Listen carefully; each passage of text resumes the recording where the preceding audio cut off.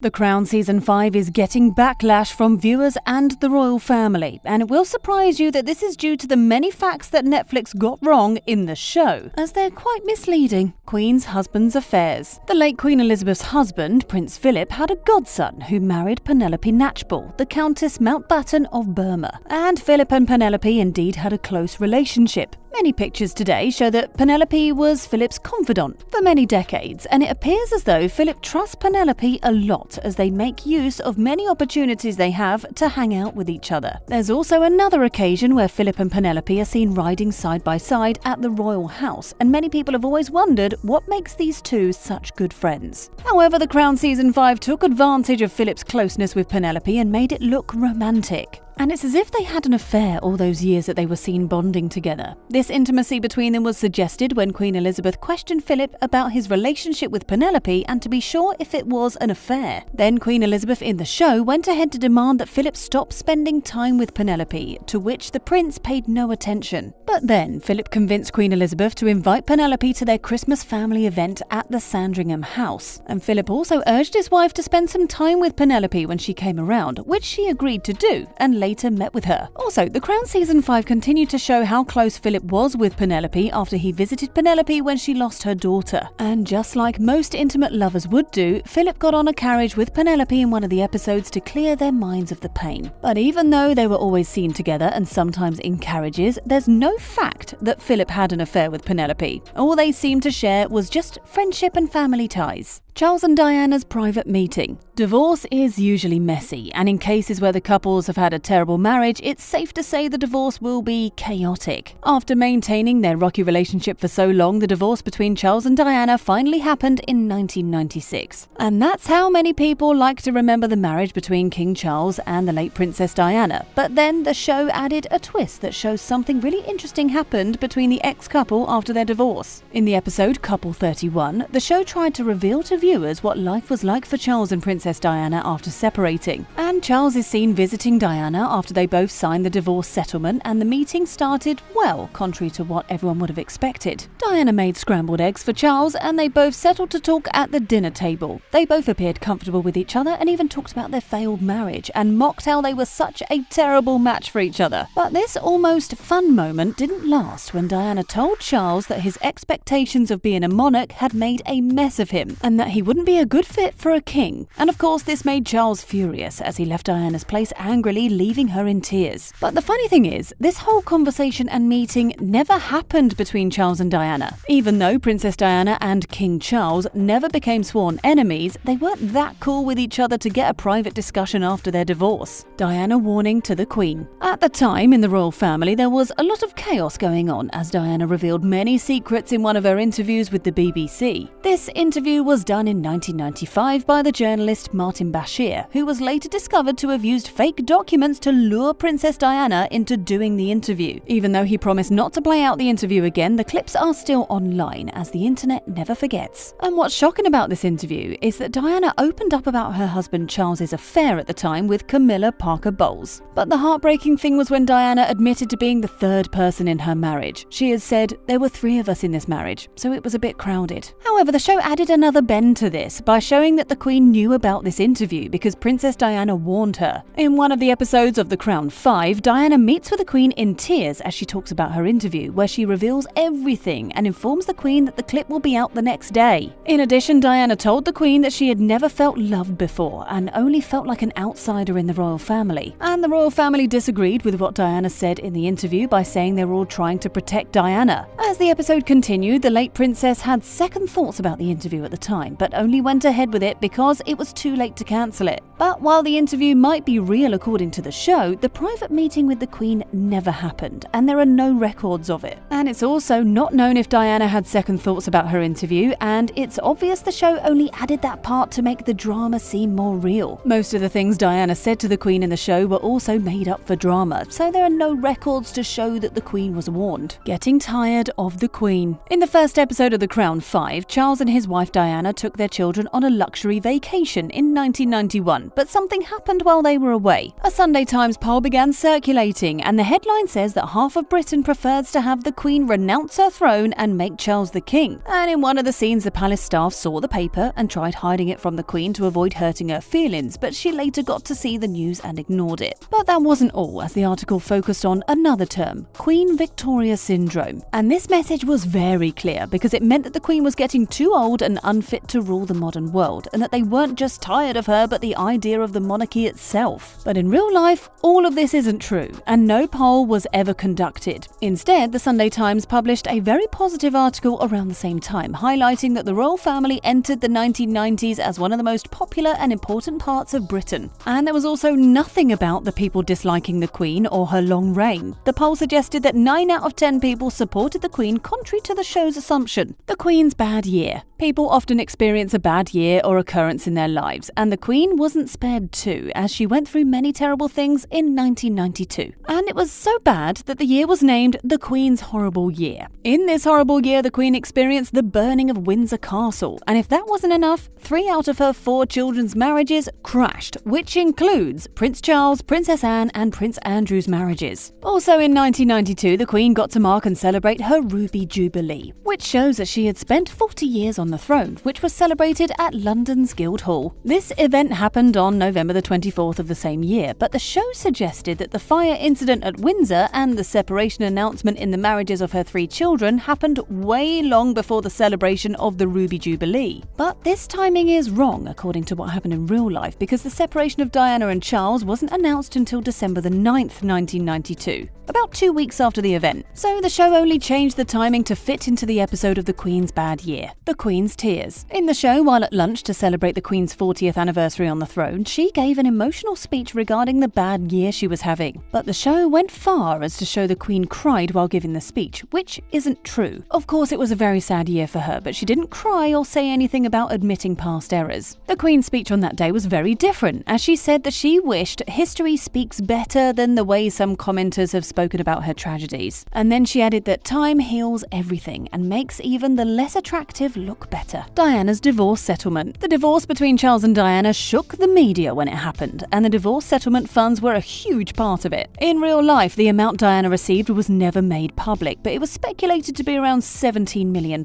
with the additional £400,000 per year for her to maintain the smooth running of her private office. But in the show, it was dramatised that the Prime Minister was very active in negotiating this divorce settlement, and in doing so he tries convincing Charles to give Diana a large amount for the settlement and maintains that Diana keeps things respectful between them as the clause for the agreement. It was shown that Diana requested a sum as large as £35 million, and that she got it with the condition that if she remarried, she would lose her yearly payments, the Kensington Palace, and her title as the Princess of Wales. But her request for that large amount appears false, as there's no evidence to back it up. Having the Prime Minister as an important part of the negotiation is also false. So what do you think of The Crown Season 5 after finding out some of the facts that are wrong? Share your thoughts in the comments, and thanks for watching.